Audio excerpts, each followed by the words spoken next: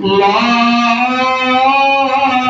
إله إلا الله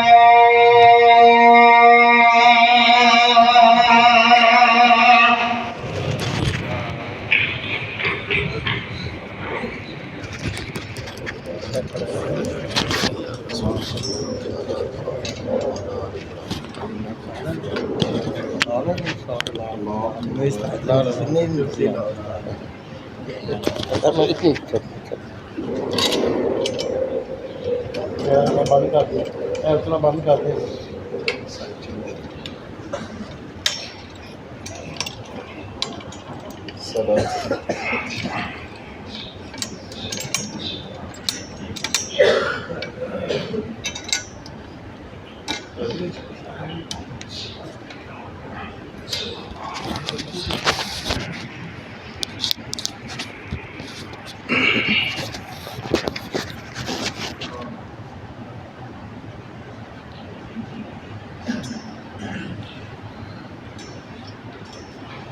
إن الحمد لله نحمده ونستعينه ونستغفره ونعوذ بالله من شرور أنفسنا ومن سيئات أعمالنا من يهده الله فلا مضل له ومن يضلل فلا هادي له وأشهد أن لا إله إلا الله وحده لا شريك له وأشهد أن محمدا عبده ورسوله يا أيها الذين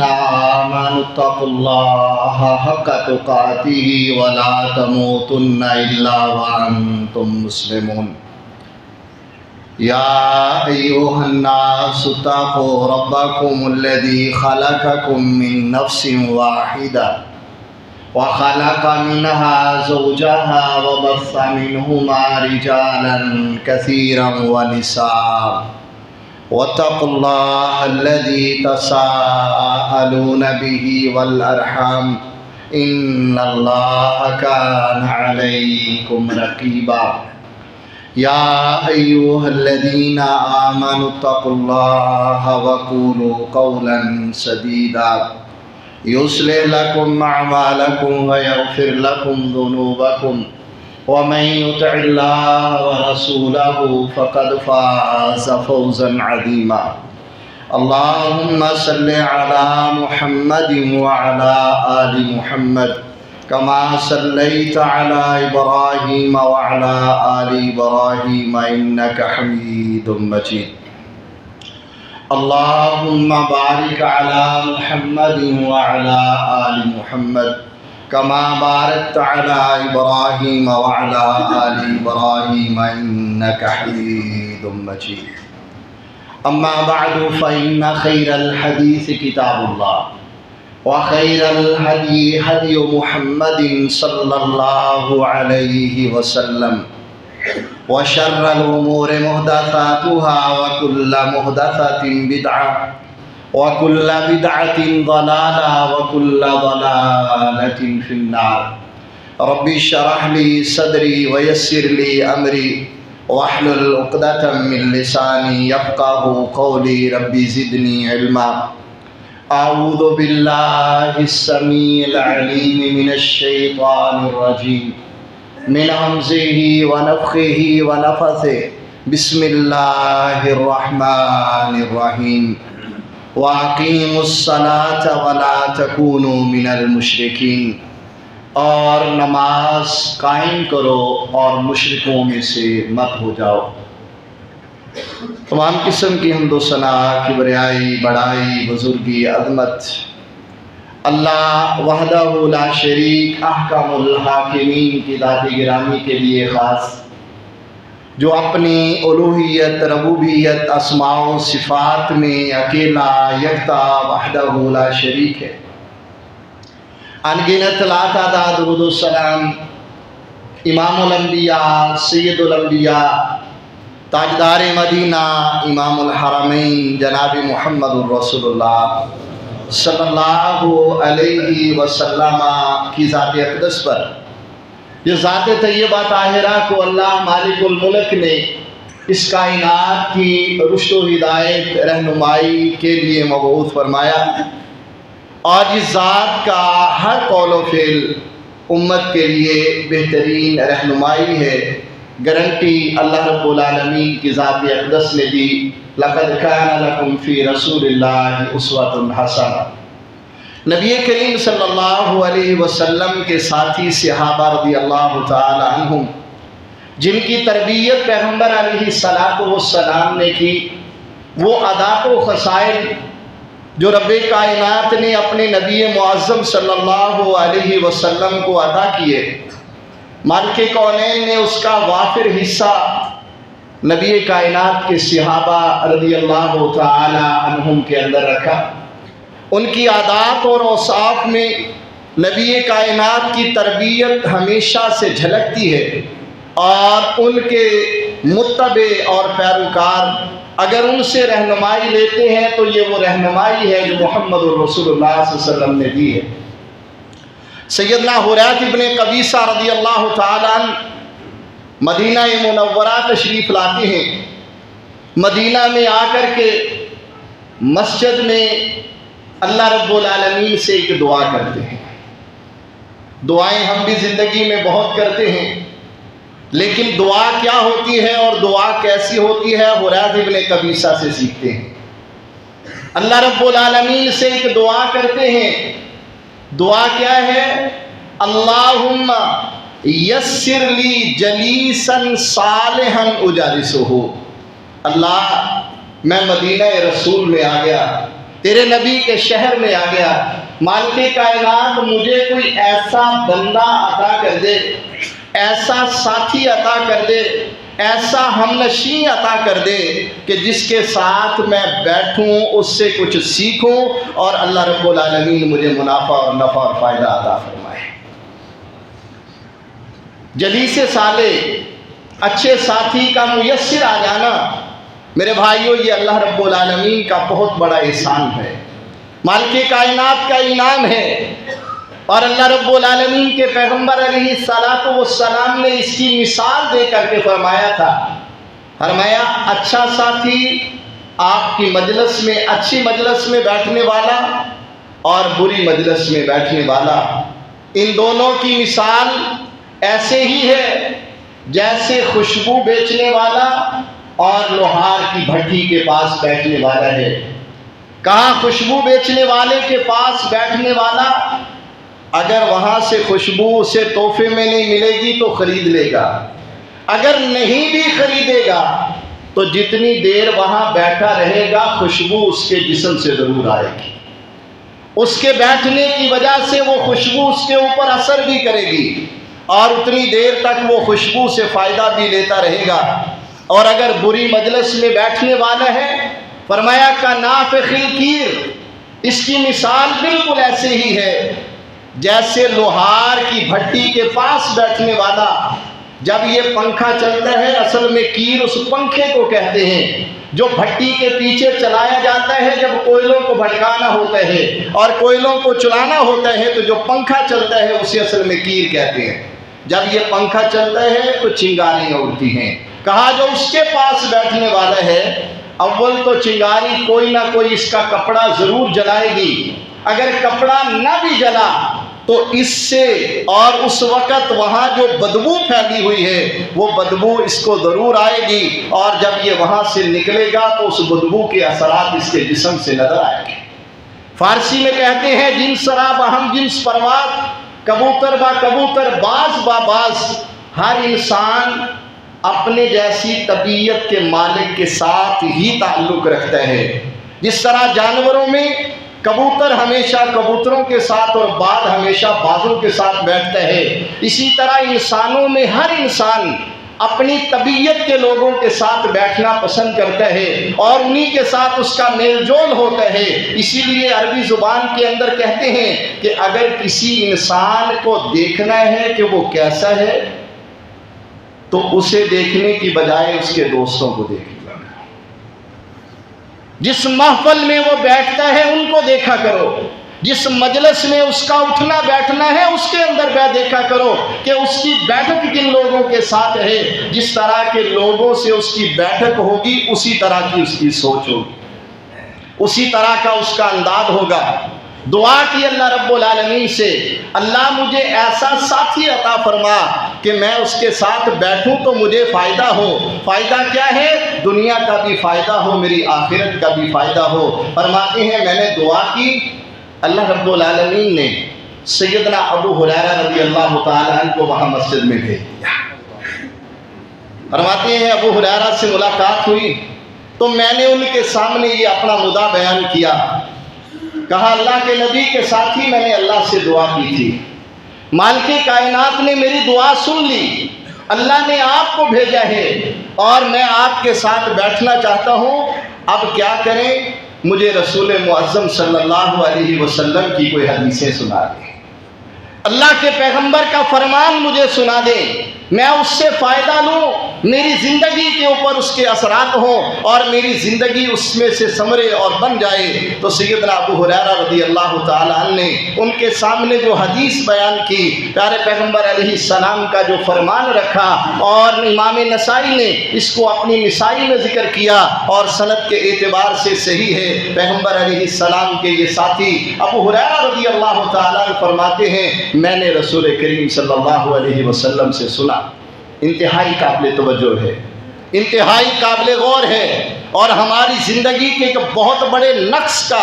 اس کے اندر جو ہے وہ ازالہ ہونے والا ہے۔ کائنات کے امام نے کہا، پیارے پیغمبر کے ساتھی سنا رہے ہیں، فرمایا میں نے اپنے نبی معظم سے سنا، فرمایا ان اول ما یحاسب به یوم القیامت الصلاۃ،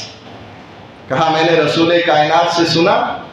کہ کل جب یوم قیامت کو اللہ رب العالمین حساب و کتاب کا آغاز کرنے لگے گا تو سب سے پہلا حساب جس چیز کا ہوگا وہ کیا ہے؟ وہ ہے جو ہماری نظر میں آج سب سے پیچھے چلی گئی ہے، جو ہماری پیرورٹی میں سب سے پیچھے چلی گئی ہے۔ شیخ صالح الفوزان کا ایک قول میں پڑھ رہا تھا، فرماتے ہیں کہ انسان کی حالت یہ ہے کہ ایک انسان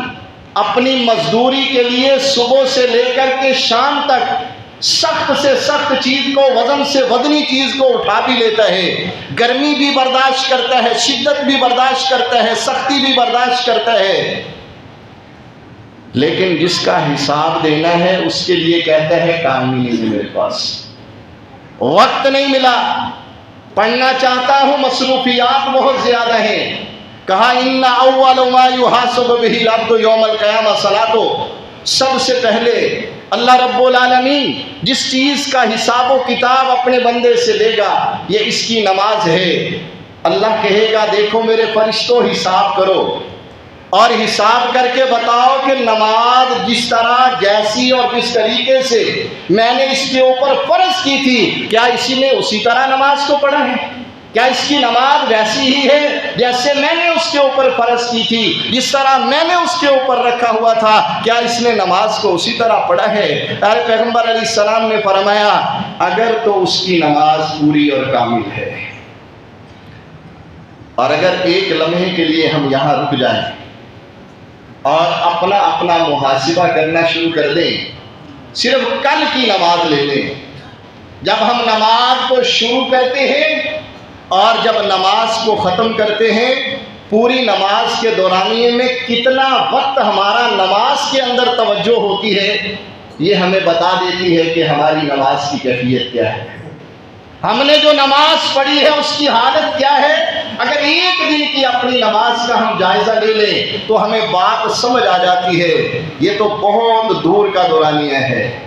انس بن مالک رضی اللہ تعالیٰ عنہ بنو عباس، بنو امیہ کے جو حکمران اور حاکم تھے، یہ نمازوں کو تھوڑا سا ٹائم سے لیٹ کر کے پڑھنے لگے، خطبہ دیتے ہوئے،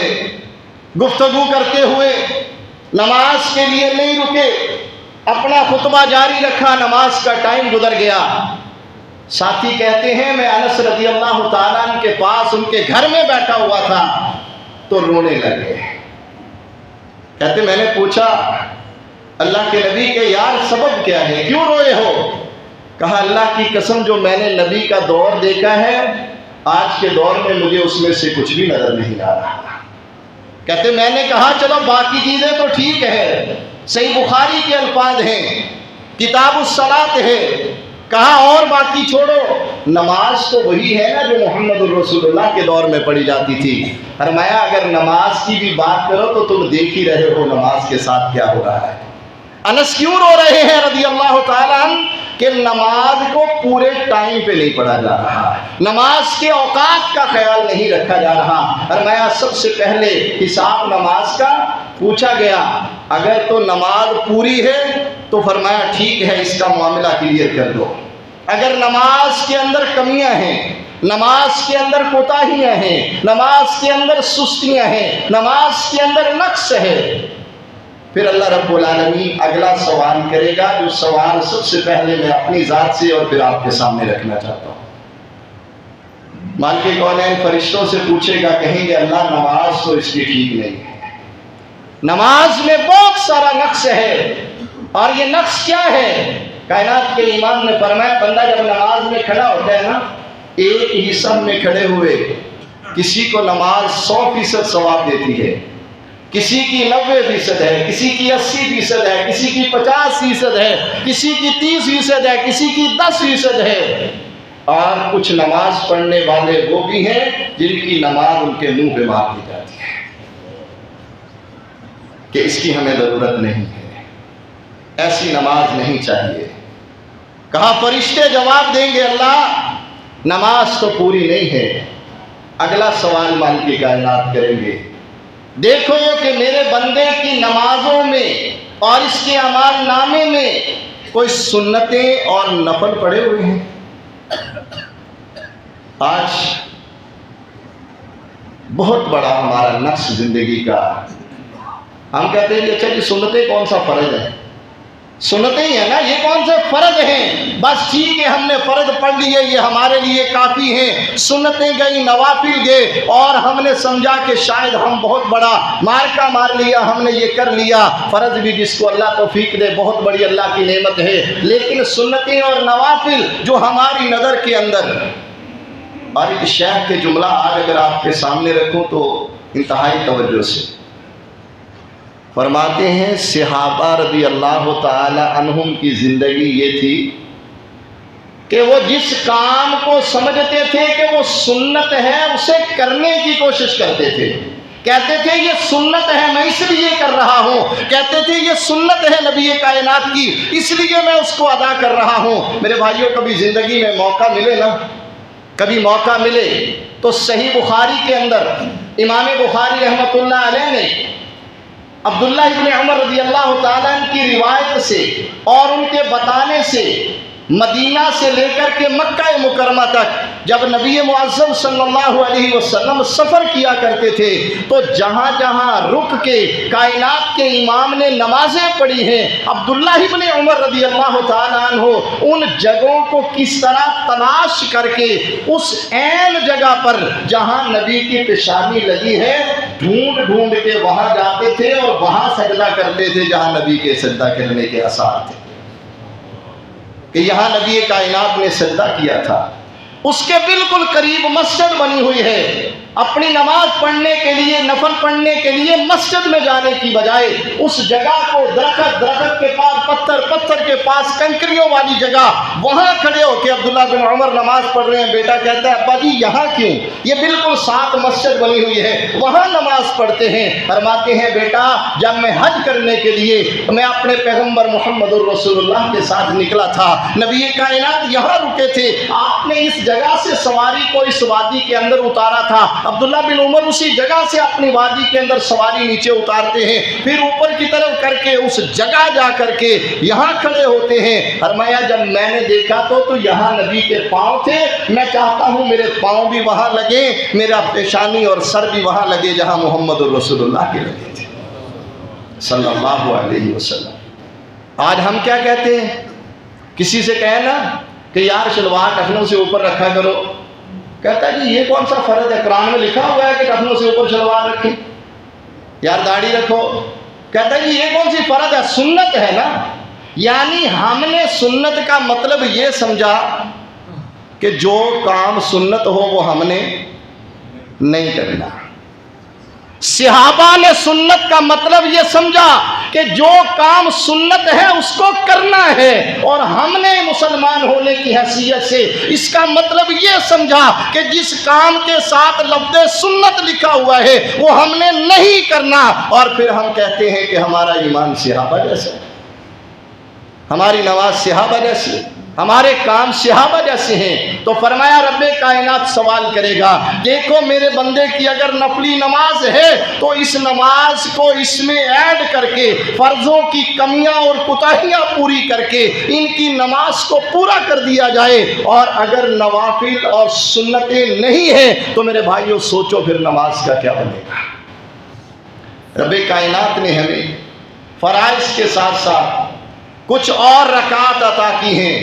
جن رکعات کا پہلا فائدہ میں نے ذکر کر دیا کہ ان کو ادا کرنے سے فرائض کے اندر جو کمیاں بیشیاں ہیں عرش والا رب ان کو ان کے ذریعے پورا کر دے گا، اور پھر ہر ایک کا اپنا اپنا فائدہ۔ اگر ہم اس حدیث کو لیں جس میں نبی معظم صلی اللہ علیہ وسلم نے فرمایا من صلی فی یوم و لیلۃ 12 رکعہ بن اللہ لہ بیتا فی الجنہ، جو بندہ اپنے 24 گھنٹے کی 5 نمازوں کے ساتھ 12 رکعات کو ادا کرنے کا اہتمام کرتا ہے، عرش والا رب اس کے لیے جنت میں گھر بنا دیتا ہے۔ آج اگر اس بات کو سمجھنا ہو تو ایک انسان اپنی پوری زندگی لگاتا ہے اپنا ایک گھر بنانے کے لیے، اور جس گھر کو وہ بنا رہا ہے اس کے پاس یہ بھی گارنٹی نہیں ہے کہ میں نے اس گھر میں رہنا بھی ہے کہ نہیں رہنا۔ کتنے ہم نے ایسے دیکھے کہ جنہوں نے اپنے ہاتھوں سے اپنا گھر تعمیر کروایا، جب گھر تعمیر ہو گیا، جب رہنے کی باری آئی تو وہاں پر اس کے اپنے آنے کی بجائے وہاں اس کی ڈیڈ باڈی اور لاش پڑی ہوئی تھی۔ میرے استاد مکرم تھے مولانا محمد سعید صاحب، مسجد کے ساتھ ملحقہ کا مکان تھا، اسی میں ساری زندگی گزار دی۔ بیٹے کی شادی کرنے لگے تو کہا کہ ایسا کرتے ہیں کہ میں اس کو ذرا سٹ سٹ کروا لوں، بیٹے کی شادی کرنی ہے۔ مکان کی تعمیر جاری ہے، مکان بن گیا، بیٹے کی شادی کر دی، ابھی باہر والے صحن کی رگڑائی جاری تھی۔ اپنے بیٹے کی بیوی یعنی اپنی بہو کو لینے کے لیے گئے فیصل آباد کی طرف، راستے میں آتے ہوئے ایکسیڈنٹ ہوا اور ابھی مکان مکمل نہیں ہوا تھا، اور اسی گھر میں ان کی ڈیڈ باڈی اور لاش پڑی ہوئی تھی۔ جس گھر کو ہم نے اپنا پورا زور لگا کے تعمیر کروایا، اس گھر میں ہم نے قدم رکھنا ہے کہ نہیں رکھنا، وہاں ہم نے رہنا ہے کہ نہیں رہنا، اس کی تو کوئی گارنٹی نہیں ہے۔ لیکن جو بندہ 12 رکعات پڑھ کے اپنا لیے جنت کا گھر بناتا ہے، نبی معظم کی گارنٹی ہے کہ وہ اس گھر کے اندر رہے گا، اور صرف رہے گا نہیں، وہاں پر ہمیشہ رہے گا، وہاں سے نکالا نہیں جائے گا۔ تو کائنات کے امام نے 12 رکعات جو ان دنوں اور رات میں نماز فرض کے علاوہ 12 رکعات ادا کرتا ہے، بن اللہ لہ بیتا فی الجنہ، اللہ رب العالمین جنت میں اس کا گھر تعمیر کرتے ہیں۔ سب سے آغاز نماز فجر کی یہ 2 رکعات جو ہم نماز فجر کے فرائض سے پہلے 2 رکعات پڑھتے ہیں، میرے اور آپ کے پیغمبر علیہ السلام نے فرمایا اگر دنیا وہ جس کے لیے ہم دن رات بھاگتے ہیں، کوشش میں ہیں، جستجو میں ہیں، بیٹا ہمارا ٹیوشن نہیں جاتا تو پریشان ہے کہ میں نے تیرے لیے ٹیوشن کا انتظام کیا، اچھا ٹیوٹر ڈھونڈا، تم نہیں گئے، نماز کے لیے نہیں جاتا، پرواہ نہیں، سنتیں نہیں پڑھتا، پرواہ نہیں ہے، اللہ کے ساتھ تعلق نہیں ہے، پرواہ نہیں ہے۔ اس کی حیثیت کیا ہے؟ ایک آدمی نے بہت اچھی محنت کی، تیرا بچہ بڑے اچھے نمبر لے کے کامیاب ہوا، اس نے بہت اچھی پوسٹ پہ اس کی جو ہے وہ اس کو جاب ملی، پروموشن پہ پروموشن لیتا رہا، لیکن کائنات کے امام کہتے ہیں رکعتي الفجر خیر من الدنیا وما فیہا، اگر اللہ کے سامنے اس ترازو میں رکھا جائے جس ترازو کو رب نے بنایا ہوا ہے، فرمایا پوری دنیا مل کے اور دنیا کی ہر چیز مل کر کے نماز فجر سے پہلے پڑھی جانے والی 2 رکعتوں کا مقابلہ نہیں کرتے۔ رکعتا الفجر خیر من الدنیا وما فیہا، یہ فجر کی 2 رکعات دنیا اور دنیا میں جو کچھ ہے، اب دیکھیں دنیا میں کیا کچھ ہے اور دنیا کے لیے کیا کچھ ہو رہا ہے، اس دنیا کے لیے کیا کچھ ہو رہا ہے، عہدوں کے لیے کیا کچھ ہو رہا ہے، سیاست کے لیے کیا کچھ ہو رہا ہے، اقتدار کے لیے کیا کچھ ہو رہا ہے، یہ ہمارے سامنے ہے۔ آج میں ایک تصویر دیکھ رہا تھا، اگر آپ نے بھی دیکھی ہے، جلوس گزرا ہے، جو ہوا ہم اس پہ بات نہیں کرتے، یہ ایک سرکاری معاملات اور سیاست کا تعلق ہے۔ وہاں ایک تصویر لگی ہوئی ہے کہ حاکم اور اس لیڈر کے لیے اپنے گھر سے 3 بچوں کو لے کر کے نکلنے والا وہ نوجوان جس کو گولی لگی، اس کی لاش پڑی ہوئی ہے، اس کی لاش کو اٹھانے والا کوئی نہیں، وہ 3 بچے اس کے سرہانے کھڑے ہو رہے ہیں۔ یہ ہماری حالت ہے، یہ ہماری حالت ہے کہ اس کے پاؤں پہ اگر زخم آیا ہے تو پوری دنیا پریشان ہے، اور وہ مر گیا ہے تو اس کے لیے کسی کو پرواہ نہیں ہے کہ چھوٹی سی سات بات ہوتی ہے جی ایک جاں بحق بھی ہو گیا، اور مین کیا ہے، نقصان کیا ہوا ہے کہ فلاں کے چہرے پہ گولی کا زخم لگا، فلاں کے کندھے سے چھو کر کے نکل گئی، وہ بڑا دکھ ہے۔ اور جس کو قتل کر دیا گیا، جو مر گیا، جس کے بچے یتیم ہو گئے، اس کی چھوٹا سا ساتھ لکھا ہوا ہے کہ ایک جاں بحق بھی ہو گیا۔ پوری دنیا و ما فیہا خیر من الدنیا و ما فیہا، دنیا و ما فیہا سے یہ 2 رکعت بہتر ہیں۔ تو جہاں فرائض کا خیال ہے وہاں فجر کی سنتیں خاص طور پر نبی کائنات نے اپنی پوری زندگی میں کبھی نہیں چھوڑی۔ میری اور تیری ماں سیدہ عائشہ صدیقہ طیبہ طاہرہ رضی اللہ تعالیٰ عنہ فرماتی ہیں نبی کائنات رات کو تہجد کی نماز پڑھتے رہتے، وطر کی باری آتی ہمیں بھی اٹھا دیتے، ہم آپ کے ساتھ مل کے وطر پڑھتے، وطر پڑھنے کے بعد ہم پھر لیٹ جاتے، مؤذن آ کے بتاتا اذان کا ٹائم ہو گیا، نبی کائنات 2 رکعت پڑھتے۔ اور ان 2 رکعت کی خاص بات یہ ہے، جہاں بھی آپ حدیث کے اندر پڑھیں گے نبی معظم نے ان کو بڑا ہلکا سا پڑھا ہے، مختصر پڑھا ہے۔ اور یہاں یہ بات بھی میری سمجھ لیں کہ جس کام کو میرے نبی نے جس طرح کیا ہے اسی طرح کرنا زیادہ افضل اور زیادہ اولا ہے۔ پیارے پیغمبر کی احادیث کو جمع کریں، کسی حدیث کے اندر قل یا ایھا الکافرون اور قل ھو اللہ کے ساتھ آپ نے پڑھا ہے۔ ایک جگہ اماں جی فرماتی ہیں کہ آپ نے اتنی چھوٹی 2 رکعتیں پڑھی کہ میں پوچھنے لگی کہ سورہ فاتحہ پڑھی آپ نے اس لیے سورہ فاتحہ پڑھی ہے؟ اس لیے فجر کی سنتوں میں اس بات کا خیال اور ذہن میں رکھیں کہ ان کو انتہائی مختصر پڑھنا ہے۔ بعض ساتھی میں نے دیکھے کہتے ہیں جی ٹائم ہے اس لیے میں لمبا پڑھ لیتا ہوں، یہاں لمبی پڑھنے والا اس سے کم اجر کا حقدار بنے گا جو نبی کی سنت سمجھ کے ان کو مختصر پڑھتا ہے۔ کیوں؟ خیر الہدی ہدی محمد صلی اللہ علیہ وسلم، نبی کائنات کی رہنمائی سب سے بہترین رہنمائی ہے۔ اور اگر یہ 2 رکعت فجر کی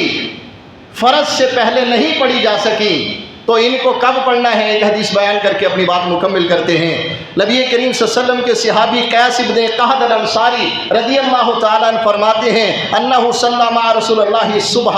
انہوں نے نبی کائنات کے ساتھ فجر کی نماز جماعت کے ساتھ پڑھی۔ وَلَمْ يَكُنْ رَكَعَ رَكَعَتَيْ الْفَجْرِ، فرماتے ہیں کہ میں نے فجر کی سنتیں نہیں پڑھی تھیں۔ فَلَمَّا سَلَّمَ رسول اللہ صلی اللہ علیہ وسلم، جب نبی کائنات نے نماز فجر کا سلام پھیرا، فَرَكَعَ رَكَعَتَيْ الْفَجْرِ، تو انہوں نے اٹھ کے اپنی فجر کی جو 2 پہلی سنتیں رہ گئی تھیں ان کو نماز فجر کی ادائیگی کے بعد اٹھ کے ان کو ادا کیا۔ ورسول اللہ صلی اللہ علیہ وسلم ينظر الیہ فلم ينکر علیہ، نبی کائنات نے ان کو دیکھا بھی تو منع نہیں کیا۔ اس لیے جو بندہ نماز فرض کے لیے آتا ہے، جماعت کھڑی ہو چکی ہے تو اس کے لیے یہی حکم ہے کہ وہ نماز فرض کے اندر شامل ہو جائے، اور اگر اس کی سنتیں باقی ہیں تو وہ نماز کو مکمل کرنے کے بعد وہ سنتوں کو ادا کر لے۔ لیکن ان سنتوں کا ادا کرنے کا اہتمام نبی کریم صلی اللہ علیہ وسلم نے بہت زیادہ کیا۔ بات کو انشاءاللہ آگے لے کے چلیں گے۔ سبحانک اللہم و بحمدک، اشہد ان لا الہ الا انت، استغفرک و اتوب الیک۔